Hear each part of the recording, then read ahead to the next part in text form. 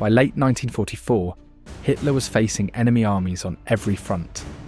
The Nazis were on their last legs, with British and American troops closing in from the west, along with the Soviets' Red Army pushing in from the east. The Allies were relentlessly bombing German cities, while the once mighty Luftwaffe was a shadow of its former self. German industry were running on fumes, struggling to produce the weapons and supplies needed to keep up with the demands of the war.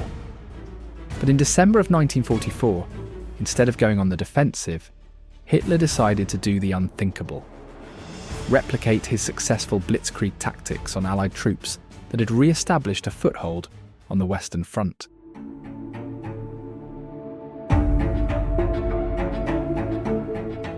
In his desperate gamble, Hitler threw everything he had into a surprise winter offensive. The goal was to cut Allied supply lines in half by smashing through the thinly defended American lines and capture the critical port of Antwerp. If he pulled it off, he believed he could force the Western Allies into a separate peace, giving Germany time to turn and focus on the Soviets. It was a wild gamble, but Hitler was betting on two things. First, the Allies wouldn't see it coming. Secondly, the poor winter weather would work in his favour. And at first he was right. The result was the largest battle the US Army would ever fight. A brutal, freezing, high-stakes slugfest, fought in the dense Ardennes forest, where entire divisions were surrounded, tanks froze in place, and soldiers ran out of food, ammo, and hope. This is the story of the Battle of the Bulge, the moment in which victory nearly slipped away for the Allies. Stay with us as we dive into this grueling battle that could have changed the course of history as we know it. The Ardennes explodes. The attack begins. At 5:30 a.m. on December 16th, 1944, the quiet of the Ardennes was shattered. A massive German artillery barrage lit up the sky, pounding American positions with thousands of shells. Trees splintered, bunkers collapsed, and entire units were thrown into chaos. Then, as the smoke cleared, the tanks came rolling in. The Germans had assembled over 250,000 men, 1,000 tanks, and thousands of artillery pieces for the attack. Under the direction of Field Marshal Gerd von Rundstedt and Colonel General Hasso von Manteuffel, the German forces struck with unrelenting force. They hit the Americans like a sledgehammer, smashing through weak points in the line and advancing faster than anyone thought possible. Thick fog produced by poor weather provided cover for the advancing German tanks. Air power that could have been used against them was rendered useless. The US 106th Infantry Division, made up of inexperienced troops, was one of the first to be hit. Completely unprepared, two entire regiments were surrounded and forced to surrender, the largest mass surrender of US forces in the war. Further south, General Sepp Dietrich's German panzers steamrolled through towns and villages, cutting through American lines and leaving destruction in their wake. But not everyone ran. At Elsenborn Ridge, American artillery crews held their ground, firing on the advancing tanks until their guns overheated and jammed. Some men stayed at their posts until they were overrun, sacrificing themselves to slow the German advance. At St. Vith, a critical crossroads town, elements of the 7th Armoured Division refused to retreat, forcing the Germans into a brutal, drawn-out fight. Their stubborn defence threw the entire German timetable off, buying the Allies precious time. And then, in the middle of all this chaos, was Bastogne. Bastogne, the town that wouldn't die. At the heart of the German advance was Bastogne, a small Belgian town with one important feature.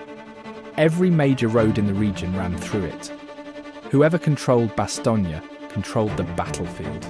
The Germans knew it, the Americans knew it, and the men of the 101st Airborne Division were about to become legends because of it. The 101st, along with elements of the 10th Armoured Division, rushed into Bastogne just before the Germans completely encircled the town.